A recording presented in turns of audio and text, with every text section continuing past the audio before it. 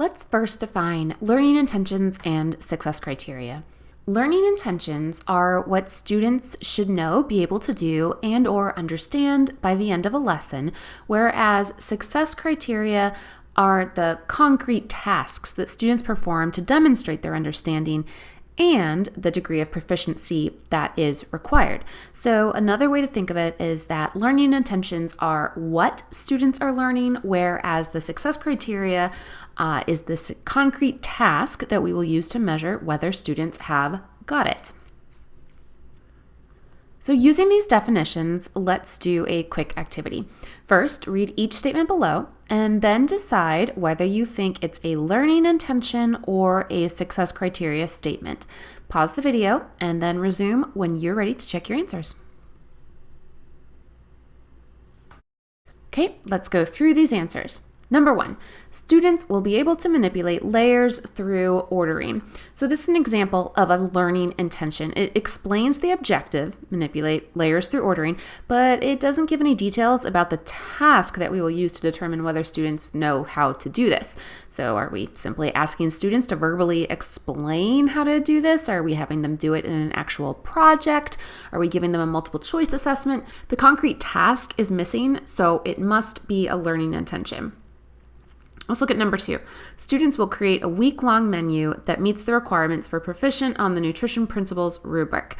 This is a success criteria. How do we know? Because it gives us the concrete task, create a week-long menu, as well as the level of proficiency required to determine whether students have mastered the objective. They need to score a proficient on the nutrition principles rubric. All right, number 3, I can add and subtract 3-digit numbers. This statement actually tricks a lot of people because it sounds like a task and therefore it often gets used as a success criteria, but actually it's a skill and therefore this is a learning intention. We don't know whether students are adding numbers from a word problem, answering one problem with just numbers, answering 10 problems, writing a paragraph about how to perform the skill, or doing a multiple choice test. There is no concrete task or measure of proficiency here. So does it count if the student understands regrouping but momentarily thinks 7 plus 7 equals 16, or do they have to have a 100% perfect answer? So to turn this into a success criteria, we would need more information. Number 4, I will be able to group a paragraph that makes an accurate prediction about upcoming weather using today's clouds and scientific vocabulary. This one is definitely a success criteria. It gives that concrete task, writing a paragraph, and also several measures of proficiency. The prediction has to use today's clouds to make that prediction. It needs to include scientific vocabulary, and which would presumably be used correctly. Number 5, for this last one, I can explain the significance of the Magna Carta. It also often gets mistaken for a success criteria. People will frequently tell me, but the task is that you're explaining.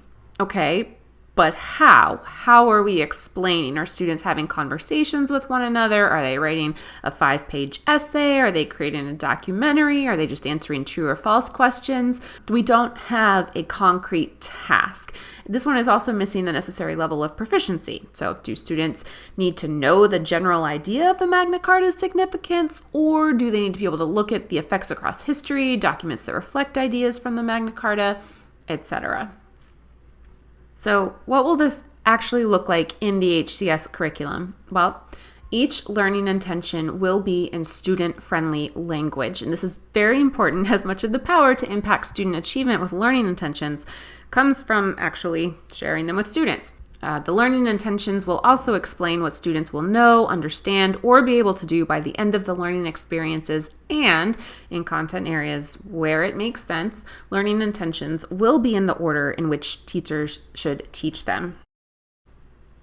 Similarly, success criteria will also be in student-friendly language. And again, teachers should share the success criteria with students multiple times throughout a lesson. And lastly, don't forget that the success criteria explain how student learning will be measured using a concrete task and will also outline the level of proficiency that is expected in order to determine student understanding.